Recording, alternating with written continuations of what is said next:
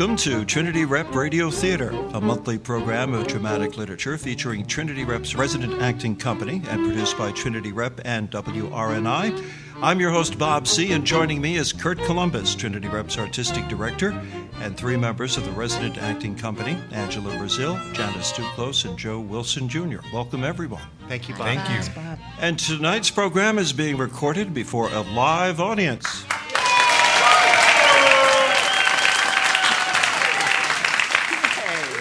Gathered right here at Trinity Rep Theater in Providence.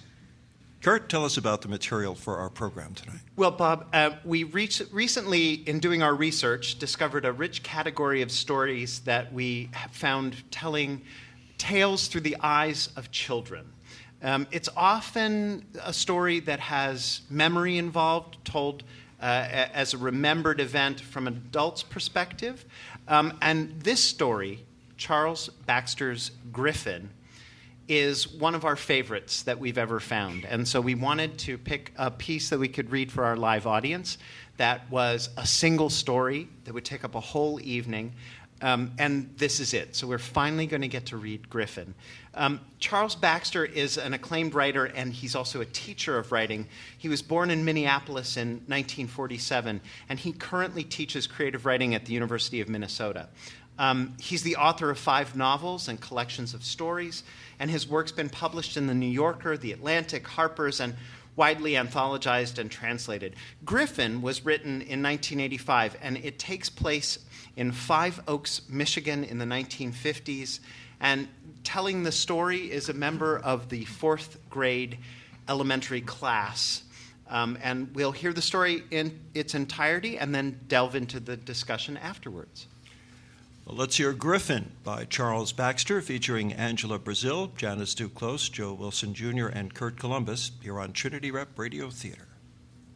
On Wednesday afternoon, between the geography lesson on ancient Egypt's hand-operated irrigation system and an art project that involved drawing a model city next to a mountain, our 4th grade teacher, Mr. Hibbler, developed a cough. This cough began with a series of muffled throat clearings and progressed to propulsive noises contained within Mr. Hibbler's closed mouth.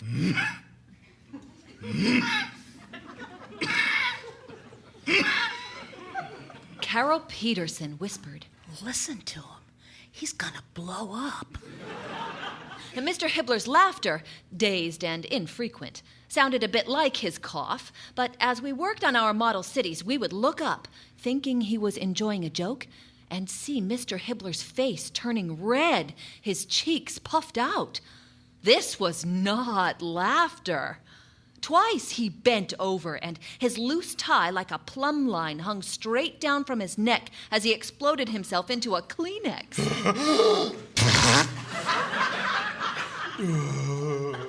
He would excuse himself, then go on coughing. "I bet you a dime we get a substitute tomorrow." Carol sat at the desk in front of mine and was a bad person. When she thought no one was looking, she would blow her nose on notebook paper, then crumple it up and throw it into the wastebasket. But at times of crisis, she spoke the truth. I knew I'd lose the dime. No deal. When Mr. Hibbler stood us up in formation at the door just prior to the final bell, he was almost incapable of speech. "I'm sorry, boys and girls. I seem to be coming down with something." Bobby Krasanowitz, the faultless brown-noser, said, "I hope you feel better tomorrow, Mr. Hibbler." I heard Carol Peterson's evil giggle. Then Mr. Hibbler opened the door, and we walked out to the buses, a clique of us starting noisily to hawk and cough as soon as we thought we were a few feet beyond Mr. Hibbler's earshot. Five Oaks being a rural community, and in Michigan, the supply of substitute teachers was limited to the town's unemployed community college graduates, a pool of about 4 mothers.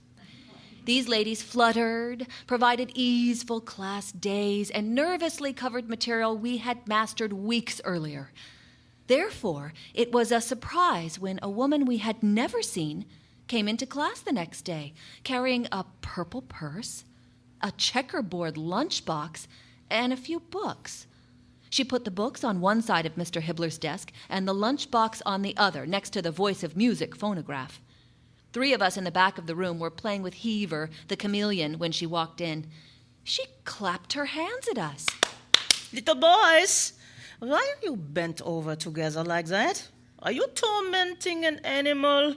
Put it back. Sit down at your desks. I want no cabals this time of day. We just stared at her. Boys, I want you to sit down. I put the chameleon in his terrarium and felt my way to my desk, never taking my eyes off the woman. With white and green chalk, she had started to draw a tree on the left-hand side of the blackboard. She didn't look usual. Furthermore, her tree was outsized, disproportionate for some reason. With one line, she drew the suggestion of a leaf. This room needs a tree. A large, leafy, shady, deciduous oak. Her fine, light hair had been done up in what I would learn years later was called a chignon, and she wore gold-rimmed glasses whose lenses seemed to have the faintest blue tint. Harold Nardall, who sat across from me, whispered, "Mars." And I nodded slowly, savoring the imminent weirdness of the day. The substitute drew another branch with an extravagant arm gesture, then turned around. Good morning. I don't believe I said good morning to all you yet. Facing us, she was no special age. An adult is an adult. But her face had 2 prominent lines descending vertically from the sides of her mouth to her chin. I knew where I had seen those lines before. Pinocchio. They were marionette lines.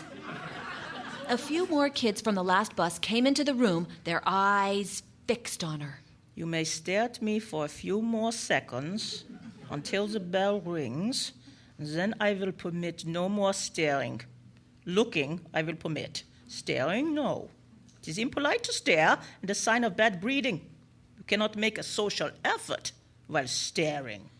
Harold Nardall did not glance at me or nudge, but I heard him whisper Mars again, trying to get more mileage out of his single joke with the kids who had just come in. When everyone was seated, the substitute teacher finished her tree, put down her chalk fastidiously on the phonograph, brushed her hands, and faced us. Good morning. I am Miss Ferenczi, your teacher for the day. I am fairly new to your community, and I don't believe any of you know me. I will therefore start by telling you a story about myself. Well, we settled back. She launched into her tale. She said her grandfather had been a Hungarian prince.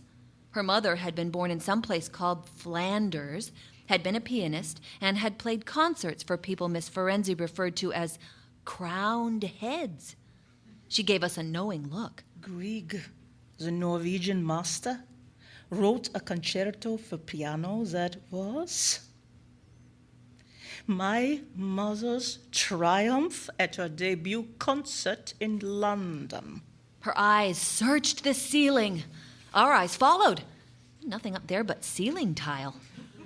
For reasons that I shall not go into, my family's fortunes took us to Detroit, then north to dreadful Saginaw, and now here I am in 5 Oaks as your substitute teacher for today, Thursday, October the 11th. I believe it will be a good day. All the forecasts coincide. We shall start with your reading lesson. Take out your reading book. I believe it is called Broad Horizons or something along those lines. Mr. Hibbler always starts the day with the Pledge of Allegiance. Oh, does he? In that case, you must know it very well by now, and we certainly need not spend our time on it. No allegiance pledging on the premises today, by my reckoning. Not with so much sunlight coming into the room. The pledge does not suit my mood. Time is flying. Take out broad horizons. She disappointed us by giving us an ordinary lesson, complete with vocabulary, word drills, comprehension questions, and recitation. She didn't seem to care for the material, however. She sighed every few minutes and rubbed her glasses with a frilly, perfumed handkerchief that she withdrew, magician style, from her left sleeve. After reading, we moved on to arithmetic. It was my favorite time of the morning, when the lazy autumn sunlight dazzled its way through ribbons of clouds past the windows on the east side of the classroom and crept across the linoleum floor. On the playground, the first group of children, the kindergartners, were running on the quack grass just beyond the monkey bars. We were doing multiplication tables. Miss Ferenzi had made John Wozni stand up at his desk in the front row. He was supposed to go through the tables of 6. From where I was sitting, I could smell the Vitalis soaked into John's plastered hair. He was doing fine until he came to 6 times 11 and 6 times 12. 6 times 11 is 68. 6 times 12 is... He put his fingers to his head quickly and secretly sniffed his fingertips. 72. Fine. Well, now, that was very good. Miss Ferenzi! One of the Eddy twins was waving his hand desperately in the air. Miss Ferenzi! Miss Ferenzi! Yes? John said that 6 times 11 is 68, and you said he was right. Did I? Did I say that? Well, what is 6 times 11? It's 66. Yes, so it is. But, and I know some people will not entirely agree with me, that sometimes it is 68. When? When is it 68? We were all waiting. In higher mathematics, which you children do not yet understand, 6 times 11 can be considered to be 68. In higher mathematics, numbers are more fluid. The only thing a number does is contain a certain amount of something. Think of water. A cup is not the only way to measure a certain amount of water, is it? We were staring, shaking our heads. You could use saucepans or thimbles. In either case, the water would be the same. Perhaps it would be better for you to think that 6 times 11 is 68 only when I am in the room. Why is it 68 when you're in the room? Because it's more interesting that way. Besides, I'm your substitute teacher, am I not? Think of 6 times 11 equals 68 as a substitute fact. A substitute fact? Yes.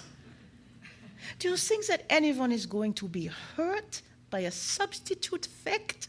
She looked at us carefully. We looked back at her. Will the plants on the windowsill be hurt? There were sensitive plants thriving in a green plastic tray and several wilted ferns in small clay pots. Your dogs and cats? Your moms and dads? So what's the problem? But it's wrong, isn't it? What's your name, young lady? Janice Weber. And you think it's wrong, Janice? I was just asking. Well, all right. You were just asking. I think we spent enough time on this matter by now, don't you, class? You're free to think what you like. When your teacher, Mr. Hibbler, returns, 6 times 11 will be 66 again. You can rest assured. And it will be that for the rest of your lives in 5 Oaks. Too bad. But for now, it wasn't. So much for that. Let us go to your assigned problems for today, as painstakingly outlined, I see, in Mr. Hibbler's lesson plan. Take out a sheet of paper and write your names in the upper left-hand corner. For the next half hour, we did the rest of our arithmetic problems. We handed them in and went on to spelling, my worst subject. Spelling always came before lunch. We were taking spelling dictation and looking at the clock. Thorough. Boundary. She walked in the aisles between the desks, holding the spelling book open and looking down at our papers. Balcony. I clutched my pencil. Somehow, the way she said those words, they seemed foreign, Hungarian, misvoweled and misconsonanted. B-A-L-C-O-N-I-E. I turned my pencil upside down and erased my mistake. C-O-N-E-Y.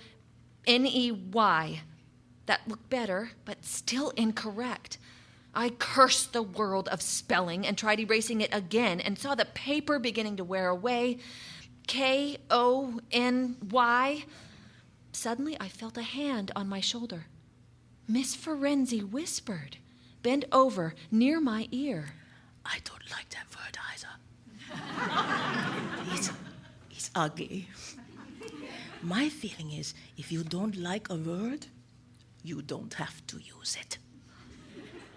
And she straightened up, leaving behind a slight odor of clarets. At lunchtime, we went out to get our trays of sloppy joes, peaches in heavy syrup, coconut cookies, and milk, and brought them back to the classroom where Miss Ferenzi was sitting at the desk, eating a brown, sticky thing she had unwrapped from tightly rubber-banded wax paper. I raised my hand. Miss Ferenzi, you don't have to eat with us. You can eat with the other teachers. There's a teacher's lounge next to the principal's office. No, thank you. I prefer it here. But we've got a room monitor, Mrs. Eddy. I pointed to where Mrs. Eddy, Joyce and Jimmy's mother, sat silently at the back of the room doing her knitting. That's fine. But I shall continue to eat here with you children. I prefer it. How come? I talked with the other teachers before class this morning. There was a great rattling of the words for the fewness of ideas. I didn't care for their brand of hilarity. I don't like ditto machine jokes. Oh. What's that you're eating? Is it food? It most certainly is food. It's a stuffed fig. I had to drive almost down to Detroit to get it. I also bought some smoked sturgeon. And this is raw spinach, cleaned this morning before I came out here to the Garfield Murray School. Why are you eating raw spinach? It's good for you. More stimulating than soda pop or smelling salts. I bit into my sloppy joe and stared blankly out the window. An almost invisible moon was faintly silvered in the daytime autumn sky. As far as food is concerned, you have to shuffle the pack, mix it up. Too many people eat. Well, never mind. Carol Peterson raised her hand. Miss Ferenzi, what are we going to do this afternoon? Well, I see that your teacher, Mr. Hibbler, has you scheduled for a unit on the Egyptians. Yes, that is what we will do. The Egyptians, a remarkable people. Almost as remarkable as the Americans, but not quite. She lowered her head, did her quick smile, and went back to eating her spinach. After noon recess, we came back into the classroom and saw that Miss Ferenzi had drawn a pyramid on the blackboard, close to her oak tree. Some of us who had been playing baseball were messing around in the back of the room, dropping the bats and the gloves into the playground box, and Ray Schautzler had just slugged me. Boys, come to order. Right this minute, take your seats. I do not wish to waste a minute of class time. Take out your geography books. We trudged to our desks and, still sweating, pulled out Distant Lands and Their People. Turn to page 42. She waited for 30 seconds and then looked over at Kelly Munger. Young man, why are you still fossicking in your desk? Kelly looked as if his foot had been stepped on. Why am I what? Why are you burrowing in your desk like that? I'm looking for the book, Miss Ferenzi. Bobby Krasanowitz, the faultless brown-noser who sat in the first row by choice, said, His name is Kelly Munger. He can't ever find his stuff. He always does that. I don't care what his name is, especially after lunch. Where is your book? I just found it. Kelly was peering into his desk and with both hands pulled at the book, shoveling along in front of it several pencils and crayons which fell into his lap and then to the floor. I hate a mess in a desk or in a mind. It's unsanitary. You wouldn't want your house at home to look like your desk at school now, would you? I should think not. A house at home should be as neat as human hands can make it. What were we talking about? Egypt. Page 42. I note from Mr. Hibbler's lesson plans that you have been discussing the modes of Egyptian irrigation. Interesting, in my view, but not so interesting as what we are about to cover. The pyramids and Egyptian slave labor. A plus on one side, a minus on the other. We had our books open to page 42, where there was a picture of a pyramid, but Miss Ferenczi wasn't looking at the book. Instead, she was staring at some object just outside the window. Pyramids. I want you to think about the pyramids and what was inside. The bodies of the pharaohs, of course, and their attendant treasures. Scrolls. Perhaps these scrolls were novels for the pharaohs, helping them to pass the time in their long voyage through the centuries. But then I'm joking. I was looking at the lines on Miss Ferenczi's face. Pyramids were the repositories of special cosmic powers. The nature of a pyramid is to guide cosmic energy forces into a concentrated point. The Egyptians knew that. We have generally forgotten it. Did you know that George Washington had Egyptian blood from his grandmother? Certain features of the Constitution of the United States are notable for their Egyptian ideas. Without glancing down at the book, she began to talk about the movement of souls in Egyptian religion. She said that when people die, their souls return to earth in the form of carpenter ants or walnut trees, depending on how they behaved, well or ill, in life. She said that the Egyptians believed that people act the way they do because of magnetism produced by tidal forces in the solar system, forces produced by the sun and by its planetary ally, Jupiter. Jupiter, she said, was a planet, as we had been told, but had certain properties of stars. Oh, she was speaking very fast. She said that Egyptians were great explorers and conquerors. She said that the greatest of all the conquerors, Genghis Khan, had 40 horses and 40 young women killed on the site of his grave. We listened. No one tried to stop her. I myself have been in Egypt and have witnessed much dust and many brutalities. She said that an old man in Egypt who worked for a circus had personally shown her an animal in a cage, a monster, half bird and half lion. She said this monster was called a Gryphon, and that she had heard about them but never seen them until she traveled to the outskirts of Cairo. She said that Egyptian astronomers discovered the planet Saturn but had not seen its rings. She said that Egyptians were the first to discover that dogs, when they are ill, will not drink from rivers but wait for rain and hold their jaws open to catch it. She lies. On the school bus home, I was sitting next to Carl Whiteside, who had bad breath and a huge collection of marbles. We were arguing. Carl thought she was lying. I said she wasn't. Probably. I didn't believe that stuff she said about the bird. And what she told us about the pyramids? I didn't believe that either. She didn't know what she was talking about. Oh, yeah? I had liked her. She was strange. I thought I could nail him. If she was lying, would she say that was a lie? 6 times 11 isn't 68. It isn't ever. It's 66. I know for a fact. She said so. She admitted it. What else did she lie about? I don't know. Stuff. What stuff? Well, you ever see an animal that was half lion and half bird? It sounded real fakey to me. It could happen. I had to improvise to outrage him. I read in this newspaper my mom bought in the IGA about this scientist, this mad scientist in the Swiss Alps. And he's been putting genes and chromosomes and stuff together in test tubes, and he combined a human being and a hamster. I waited for effect. It's called a humpster. Carl was staring at me, his mouth open, his terrible bad breath making its way toward me. You never. What newspaper was it? The National Enquirer. That they sell next to the cash registers. When I saw his look of recognition, I knew I'd bested him.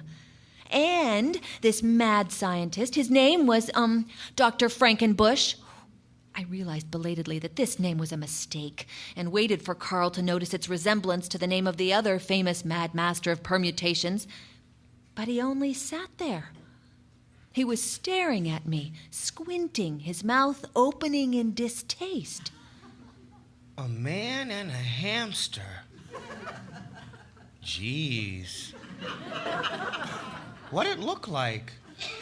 When the bus reached my stop, I took off down our dirt road and ran up through the backyard, kicking the tire swing for good luck. I dropped my books on the back steps so I could hug and kiss our dog, Mr. Selby. Then I hurried inside. I could smell Brussels sprouts cooking, my unfavorite vegetable. My mother was washing other vegetables in the kitchen sink, and my baby brother was hollering in his yellow playpen on the kitchen floor. I hopped around the playpen to kiss her. Hi, Mom. Guess what? I have no idea. We had this substitute today, Miss Ferenzi, and I'd never seen her before, and she had all these stories and ideas and stuff. Well, that's good. My mother looked out the window behind the sink, her eyes on the pine woods west of our house. Her face and hairstyle always reminded other people of Betty Crocker, whose picture was framed inside a gigantic spoon on the side of the Bisquick box. To me, though, my mother's face just looked white. Listen, kiddo, go upstairs and pick your clothes up off the bathroom floor. Then go outside to the shed, put the shovel and axe away that your father left outside this morning. She said that 6 times 11 was sometimes 68, and she said she once saw a monster that was half lion and half bird. In Egypt, she said. My mother raised her arm to wipe her forehead with the back of her hand. Did you hear me? You have chores to do. I know. I was just telling you about the substitute. It's very interesting, and we can talk about it later when your father gets home. But right now, you have some work to do. Okay, Mom. I took a cookie out of the jar on the counter and was about to go outside when I had a thought. I ran into the living room, pulled out a dictionary next to the TV stand, and opened it to the G's. Gryphon. A fabulous beast with the head and wings of an eagle and the body of a lion. Fabulous was right. I ran outside to put my father's tools back in their place. Miss Ferenzi was back the next day, slightly altered. She had pulled her hair down and twisted it into pigtails, with red rubber bands holding them tight 1 inch from the ends. She was wearing a green blouse and pink scarf, making her difficult to look at for a full class day. This time, there was no pretense of doing a reading lesson or moving on to arithmetic. As soon as the bell rang, she simply began to talk. She talked for 40 minutes straight. There seemed to be less connection between her ideas, but the ideas themselves were, as the dictionary would say, fabulous. She said she had heard of a huge jewel in what she called the Antipodes that was so brilliant that when the light shone into it at a certain angle, it would blind whoever was looking at its center. She said that the biggest diamond in the world was cursed and had killed everyone who owned it, and that by a trick of fate it was called the Hope Diamond. Diamonds are magic, she said, and this is why women wear them on their fingers as a sign of the magic of womanhood. Men have strength, Miss Ferenczi said, but no true magic. That is why men fall in love with women, but women do not fall in love with men. They just love being loved. George Washington had died because of a mistake he made about a diamond. Washington was not the first true president, but she did not say who was. In some places in the world, she said, men and women still live in trees and eat monkeys for breakfast. Their doctors are magicians. At the bottom of the sea are creatures thin as pancakes, which have never been studied by scientists, because when you take them up to the air, the fish explode.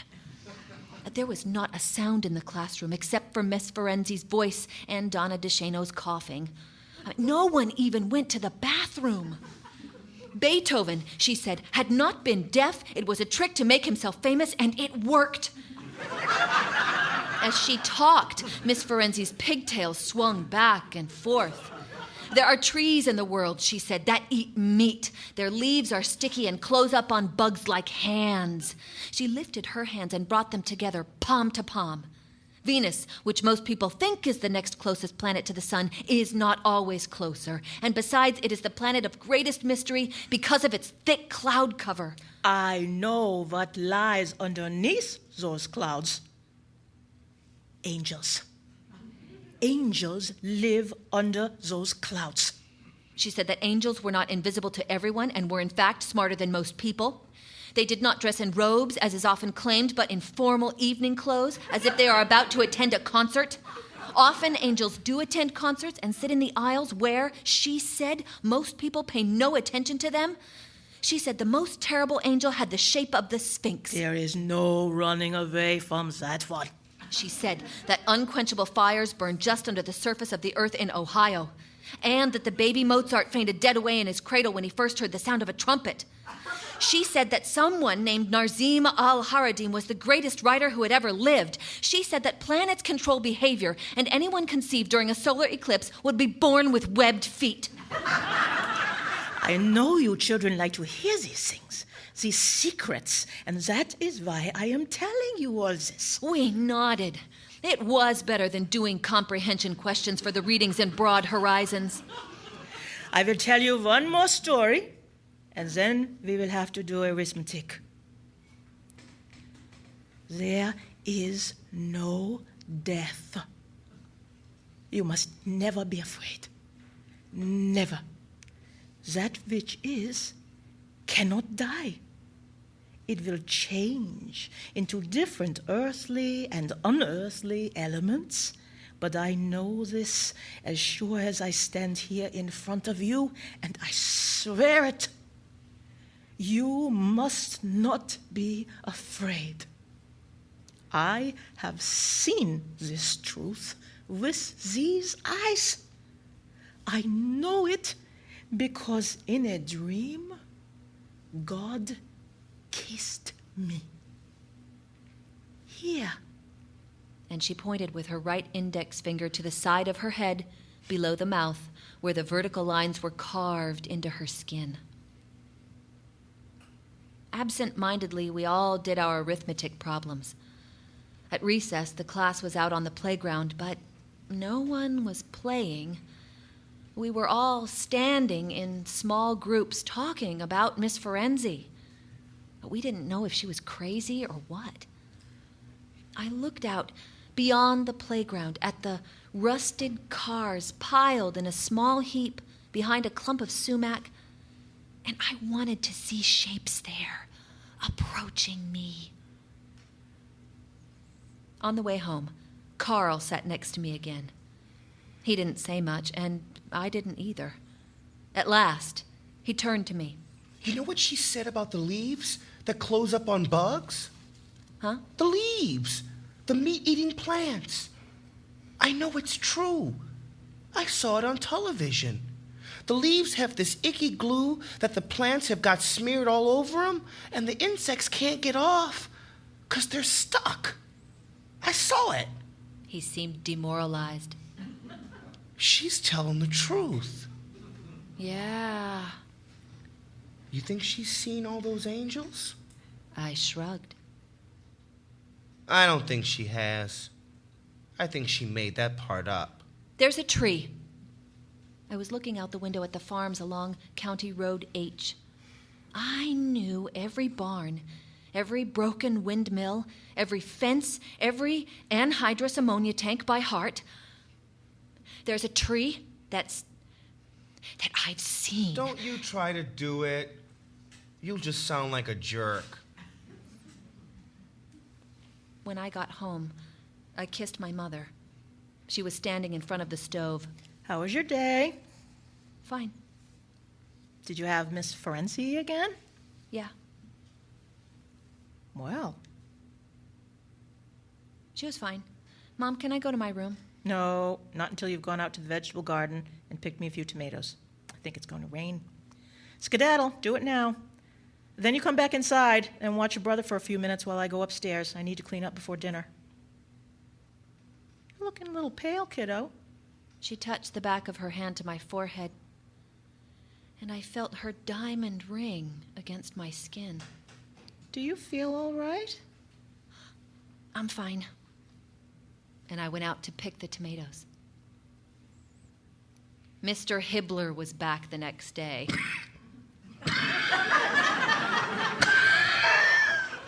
Coughing mutedly and slipping lozenges into his mouth when his back was turned at 45-minute intervals and asking us how much of the prepared lesson plan Miss Ferenczi had followed. Edith Atwater took the responsibility for the class.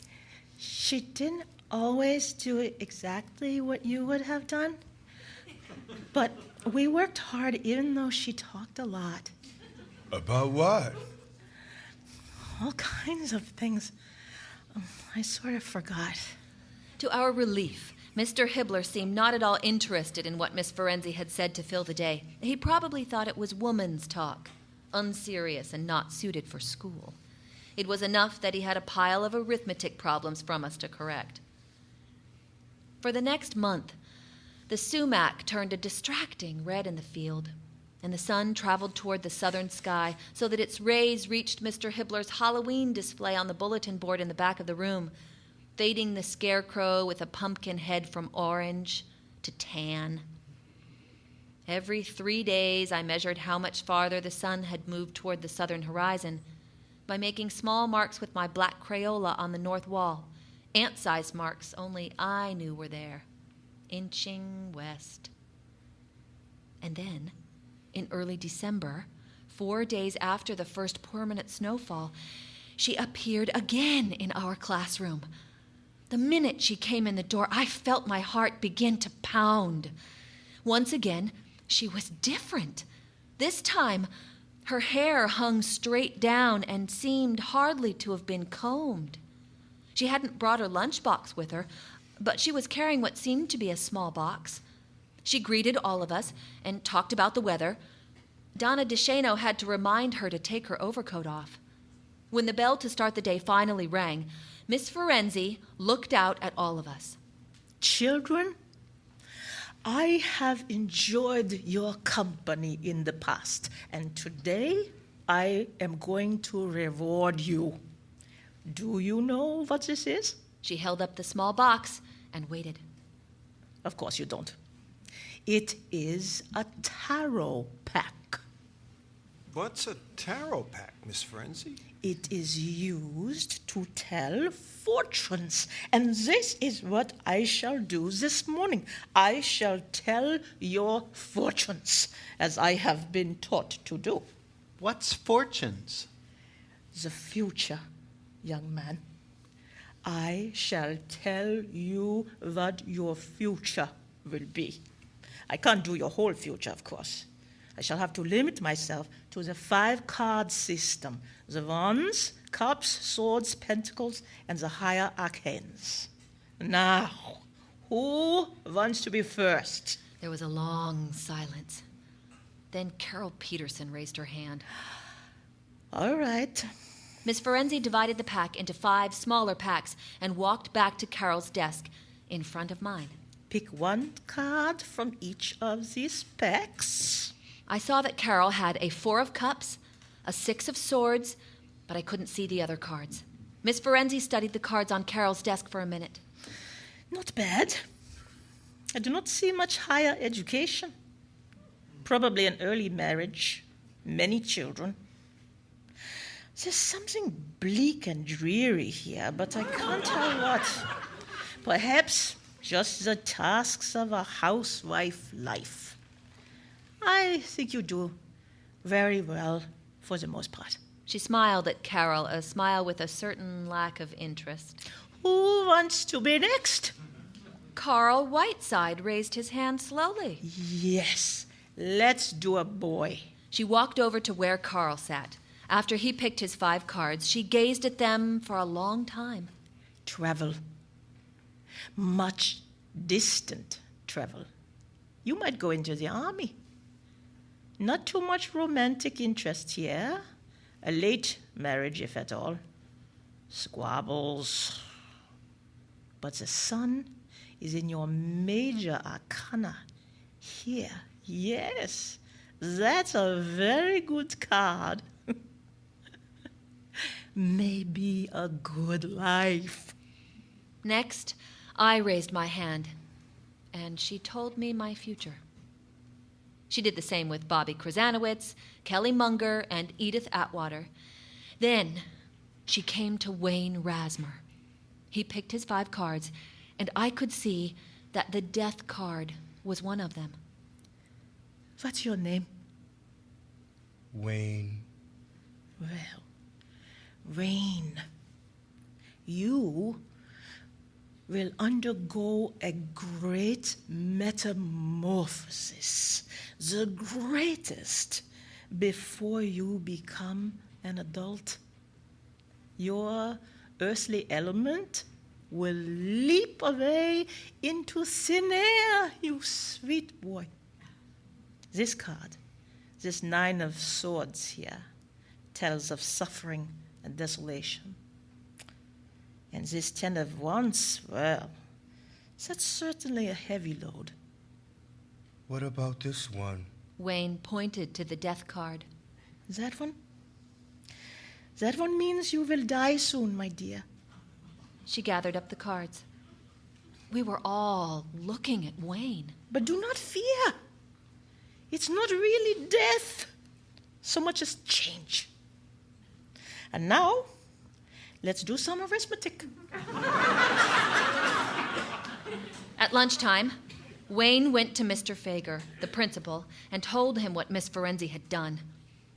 During the noon recess, we saw Miss Ferenzi drive out of the parking lot in her green Rambler. I stood under the slide, listening to the other kids coasting down and landing in the little depressive bowl at the bottom. I was kicking stones and tugging at my hair right up to the moment when I saw Wayne come out onto the playground. He smiled, the dead fool, telling everyone how he had told on Miss Ferenzi. I made my way toward Wayne, pushing myself past 2 girls from another class. He was watching me with his little pinhead eyes. You told? She was just kidding. She shouldn't have. We were supposed to be doing arithmetic. Oh, she just scared you. You're a chicken. You're a chicken, Wayne. You are. Scared of a little card. Wayne fell at me, his 2 fists hammering down on my nose. I gave him a good one in the stomach, and then I tried for his head. Aiming my fist, I saw that he was crying. I slugged him. She was right. She was always right. She told the truth. You were just scared, that's all. And then large hands pulled at us, and it was my turn to speak to Mr. Fager. In the afternoon, Miss Ferenzi was gone, and my nose was stuffed with cotton clotted with blood, and my lip had swelled, and our class had been combined with Mrs. Mantei's 6th grade class for a crowded afternoon science unit on insect life in ditches and swamps. I knew where Mrs. Mantei lived. She had a new house trailer just down the road from us at the Clearwater Park. She was no mystery. Somehow, she and Mr. Bodine, the other 4th grade teacher, had managed to fit 45 desks into the room. Kelly Munger asked if Miss Ferenzi had been arrested, and Mrs. Mantei said, "No, of course not.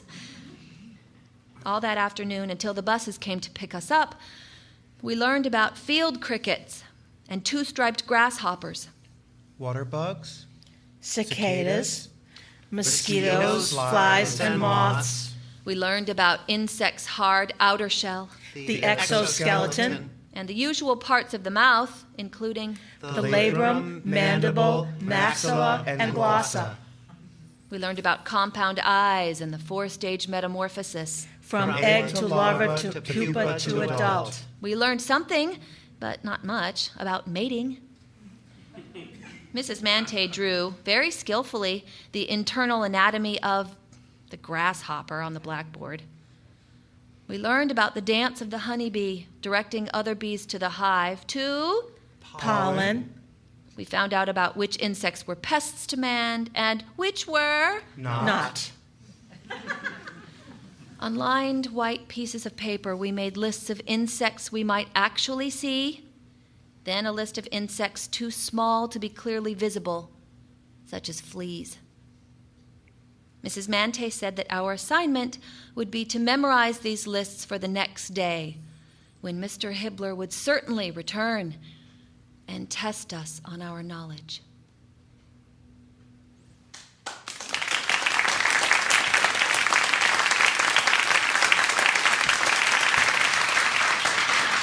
We've been listening to Gryphon by Charles Baxter, featuring Angela Brazil, Janice Duclos, Joe Wilson Jr., Kurt Columbus, and Bob C.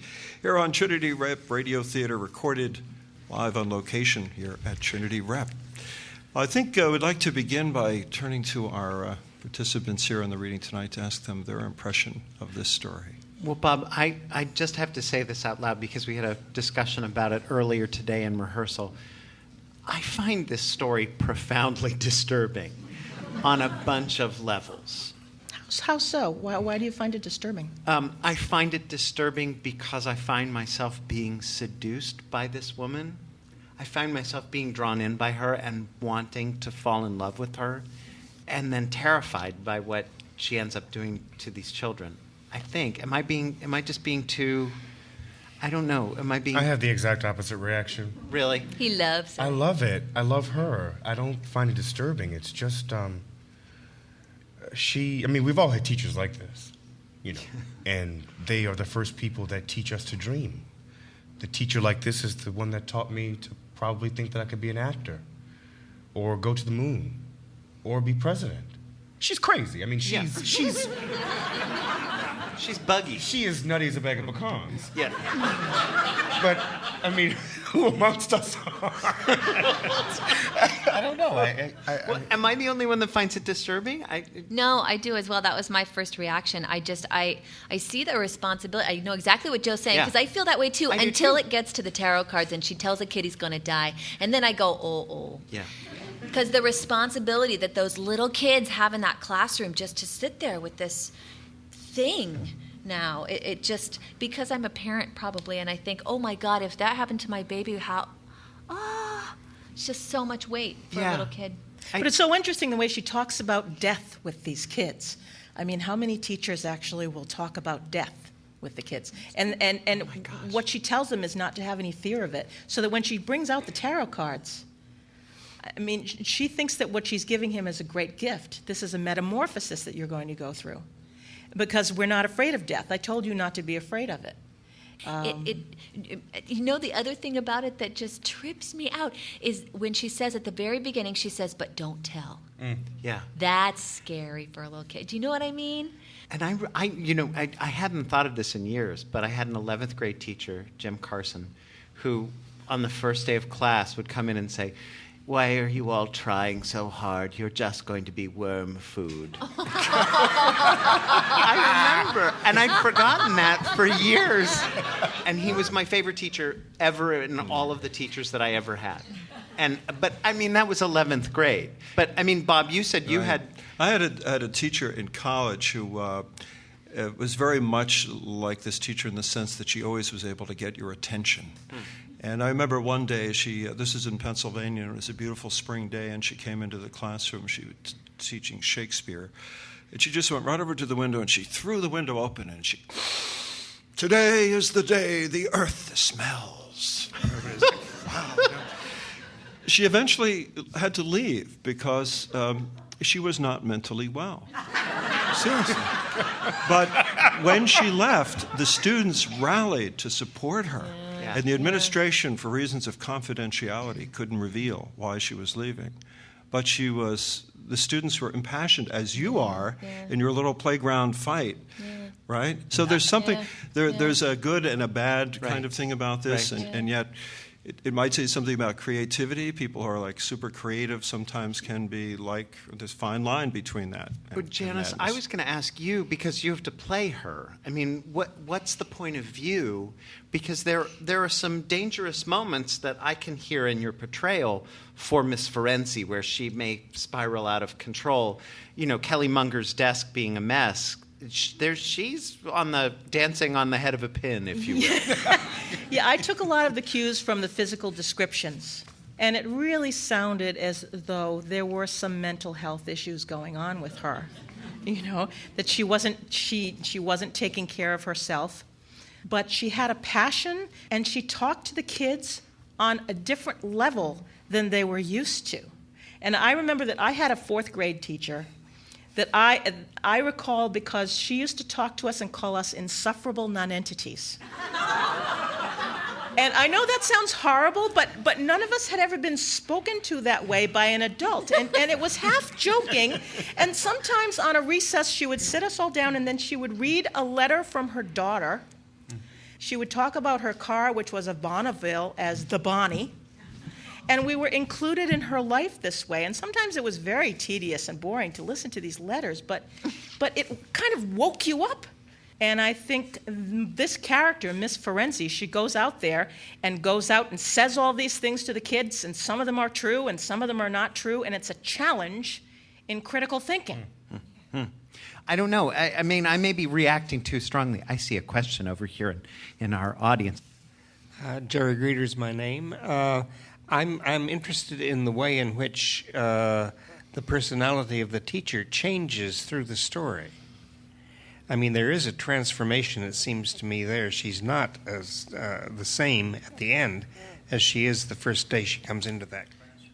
And at the end, she is somewhat more sinister, it seems to me.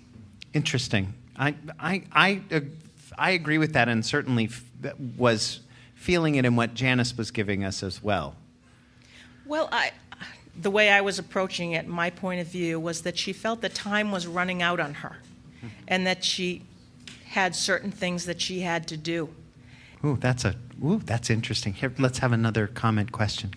My name is Laura, and I just wanted to comment that I was really first quite taken by surprise by your reaction, because it hadn't occurred to me at all that it was anything but really positive. And I really resonated with what Joe said, because at the end of the story, I was pondering the value in learning those lists and have someone lecture to you like that, and then by rote bring it back into the class the next day, really what value is in that, as opposed to what the flight of fancy that the narrator, that student, experienced, and the thought-provoking feeling she went through, during the experience. So I just wanted to comment on that. But also looking at it from not the point of the narrator, but why I love the story is the way that, you can get caught on talking about whether she's nuts or whether she's not.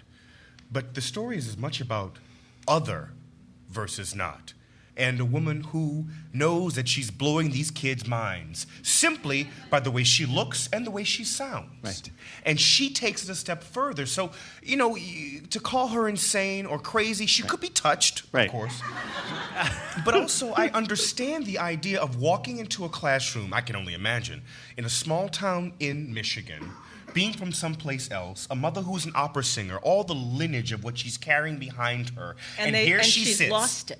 Yeah. And she's lost all of it. Yeah. Let me take one more comment question. First, I have to say I never saw her as sinister, but I saw her as reaching out. Oh, I'm sorry. My name is Terry.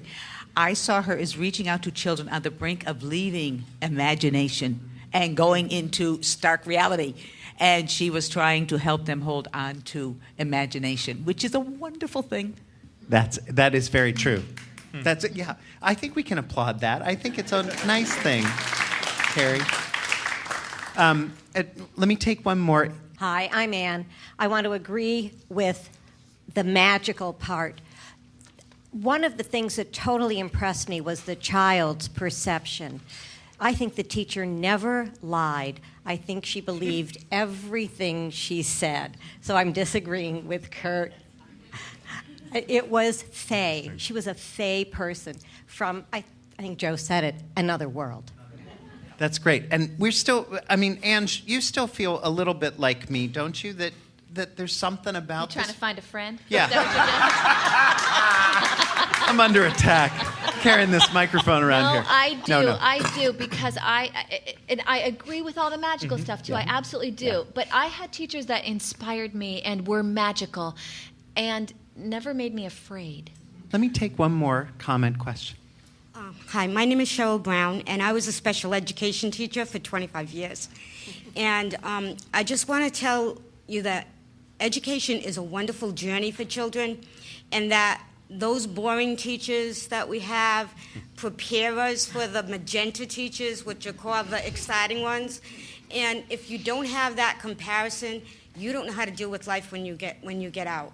So I think that children need to have their classrooms blown out like that, because whenever I taught, I always made sure that my children knew there were a bigger world out there and that they fit in it, and that they could join it and they could add to it. I always made sure that they knew that. Thank you for that, Cheryl. That's great.